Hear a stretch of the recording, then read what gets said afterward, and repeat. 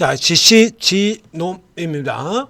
지금 녹십자 쪽에서 녹십자 쪽 애들이 지금 뭐 주가를 어떻게 좀 끌어올려 보려고 굉장히 열심히 일을 하고 있는 것 같아요. 자, 앞쪽에 이제 녹십자 웰빙 같은 경우 이거 뭐 별 되지도 않는 급의 종목을 가지고 페루에서 심포지엄 했다. 아주 대놓고 작전하는 거죠, 이거.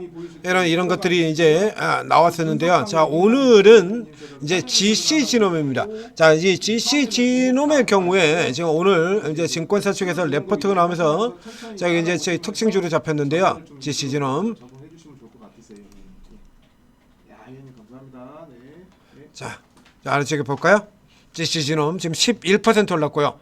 한양증권에서 이게 나오고 있죠. 한양증권. 자, 넘어가서 GCG놈 자, 여기 보도록 하겠습니다. 자, 이거 한양증권의 경우에 이 한양증권의 성향에 대해서 증권사의 성향에 대해서 제가 얘기 드린 바가 있죠. 이제 저쪽에 아래쪽에 있는 하위증권사에서 하나증권의 경우에 한화 아니고 하나입니다. 하나게 하나은행의 하나증권의 경우에는 이게 조그만 종목들을 끌어올릴 때도 이게 막 그야말로 그냥 뭐 아무 말 대잔치 성격으로 끌어올리는 경우가 굉장히 많다라는 얘기를 들었었고요. 저희 한양증권의 경우에는 이 한양증권의 같은 경우도 사실은 이게 이 레포트 자체가 뭐 이게 뭡니까 숟가락 얹기 형태인데 이거는 올라가는 종목에 숟가락을 넣는 건 아니에요. 그래서 이 한양증권 같은 경우에 얘기 들은 것처럼 굉장히 후하게 평가를 한다라고 얘기하죠. 그러니까 지금 뭐 통신 장비 같은 데 되는 데다가 RF 시스템 같은 종목들을 추천을 하면서 거기다가 이제 슬쩍 넣으면서 이거 던지기 레포터라고 이런 식으로 얘기했죠. 투자 의견과 목표가는 제시하지 않는 한양증권에서 나오는 개별 종목들의 경우는 투자 의견과 목표가가 거의 안 나옵니다. 거의 안 나오는데 대신에 내용을 굉장히 좋게 써준다라고 해드렸죠. 이게 한양증권 한번 볼까요? 검색해서 볼까요? 예전에 나왔던 경우도. 그래서 여러분들한테 이 한양증권의 특징적인 부분에 대해서 설명을 드렸습니다. 내용을 굉장히 좋게 써줘요. 한양증권. 증권이라고 쓰면 안 되겠고 한양까지만 쓰고 봐야겠네요.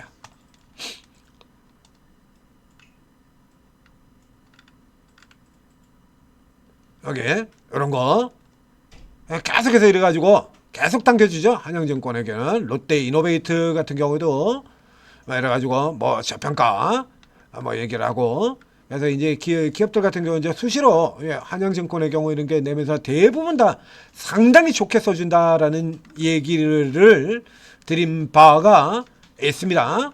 한양증권 앞쪽에서도 다른 종목 같은 경우서도 제가 이거 분석해 드리면서 한양증권이라는 이 증권사의 특징적인 부분들을 얘기를 했죠. 그래서 요게 이제 조금 한양증권에서 나온 의견 같은 경우는 조금 이제 걸러 들으셔야 돼요. 이게 진짜로 그렇게 현저한 저평가다라고 생각하면 그래서 이 케이스 같은 경우는 일단 그래도 주로 이렇게 밑바닥에 있는 종목들 좀 덜 알려진 종목들 같은 경우를 계속해서 이렇게 증권사 레포트로 내주고 있으니까 고맙습니다라고 얘기는 들었죠. 근데 고맙긴 고마운데 좀 심하게 부풀리는 경향이 있기 때문에 그거는 감안하셔야 됩니다라고 얘기 드렸고 그리고 저쪽에 일부 리서치하고 그러는 거는 호록 도대체 무슨 생각으로 이걸 이따위 소리 하느냐. 그래서 올라간 다음에 그 다음에 깨지는 경우가 굉장히 많죠.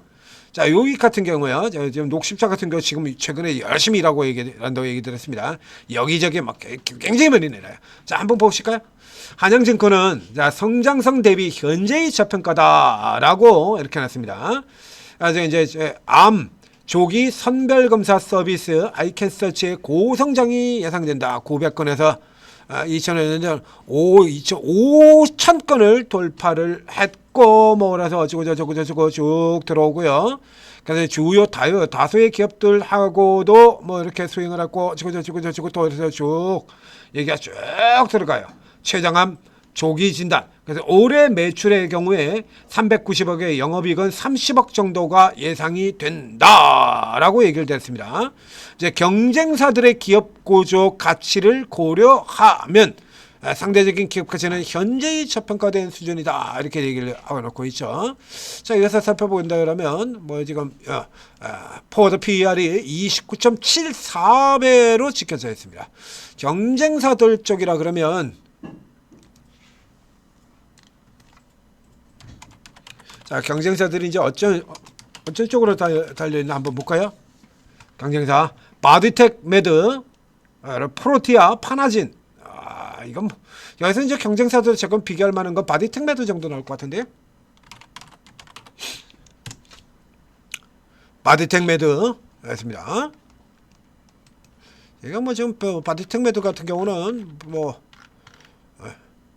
자 여기 바디텍 매드 같은 경우를 보죠. 이번 실적 같은 경우는 좀 순익을 조금 많이 까먹었죠. 이제 그 전 같은 경우는 이제 주로 한 70억대 이 정도로 유지가 되던 회사야. 바디텍 매드. 여기 같은 경우도 최근 리포트가 좀 좋았었죠. 그러면 이제 70억, 80억 요 정도 수준 들어가고 있었으니까 지금 2,600억이면 10배, 30배, 35배? 뭐 요 정도 수준으로 거래되는 겁니까? 35배? 그렇죠? 그럼 여기에 GC 진흥 같은 경우가 이제 이게 이거 앞쪽에 이제 내년 들어가는 거 이건 내년이고요.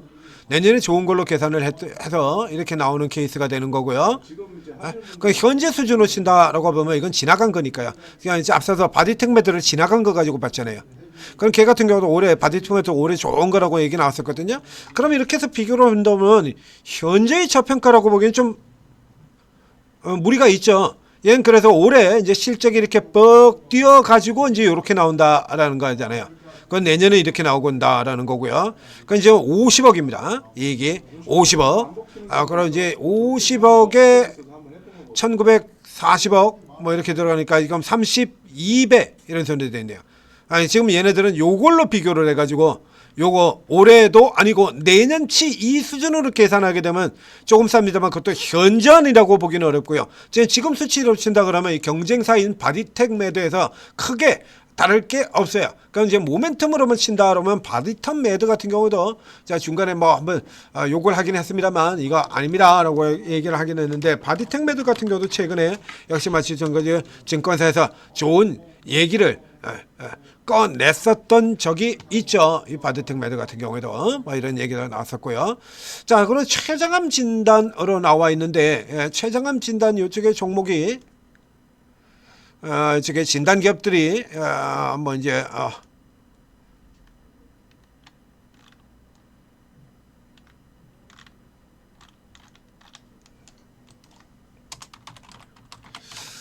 암 진단주 같은 경우가 췌장암 관련주에서 뭐 췌장암 관련주들은 굉장히 많고요. 딱히 또 이제 췌장암 진단이라 저 하나 있었는데 생각이 안 나네. 자, 췌장암 가지고는 마크로젠 같은 경우가 어디 있냐? 액체 생검에 마그로젠. 이게 마그로젠. 이건 마그로젠 같은 경우 보면 얘도 같은 경우 올해 지금 111억이 나오고 있거든요. 111억. 여기하고 비교를 해본다 그러면 이건 현저한 아니라 이 마크로젠하고 비교를 해본다 그러면 현저한 저평가가 아니라 현저한 고평가가 돼버리네요. 마크로젠. 그렇죠? 지금 이 종목 같은 경우는 지금 110억 예상이 되고 있는데 1700억밖에 안 되잖아요. 이렇게 계산하면 쟤들이 했던 얘기 천전 저평가 이게는 말이 안 맞는 거죠. 안 되죠? 그래서 이 케이스 같은 경우는 일단 그냥 뭐 보유하고 계신 분들의 경우에는 한영증권 에럴님 감사합니다. 그러니까 뭐 시장에서 거의 완전히 잊혀지는 것 같은데 그래서 이렇게 레포트라도 내주셔서 감사합니다 하시고요. 그 다음에 이제 이 기존 새로운 투자자 여러분이라고는 요 정도 모멘텀 가지고 안 돼요. 이거. 자, 바이오주 저가 쪽의 종목들은 제가 계속해서 상대적으로 싼 종목들, 가능성이 있는 종목들 굉장히 많이 발굴해 드렸죠. 진단주 요 정도 수준 가지고는 어렵습니다. 이거 현재 가지고는. 자, 안 사죠? 살 생각도 안 해요. 이거 저평가라고 보기 어려워요.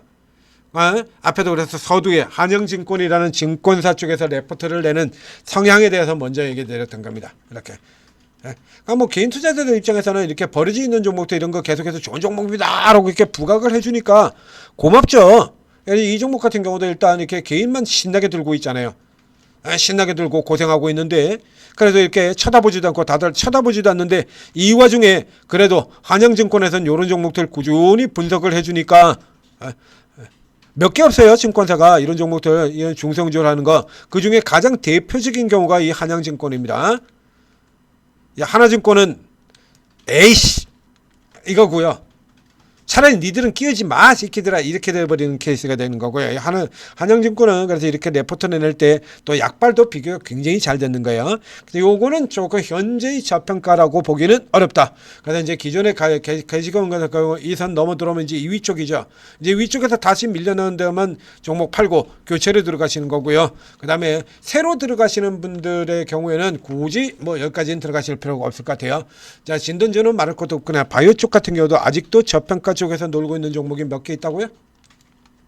20개는 좋게 20개는 더 있습니다 라고 얘기 들었죠. 제가 지금까지 찾아드린 종목이 10개가 넘는데 아직도 깔려있는 게 20개가 넘습니다 라고 얘기 들었죠. 이런 거 나올 겁니다. 나와요 앞에. 예.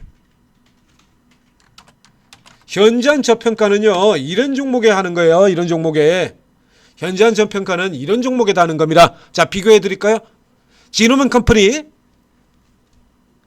기술 이전을 2건을 했습니다. 2건의 기술 이전인데 그중에 첫 번째 기술 이전인 거면 기술 이전 금액이 5,400억이에요. 두 번째 기술 이전 거는 기술 이전 금액이 이제 상대방 회사 측의 요청에 의해서 기술 이전 금액이 밝혀지지가 않았습니다.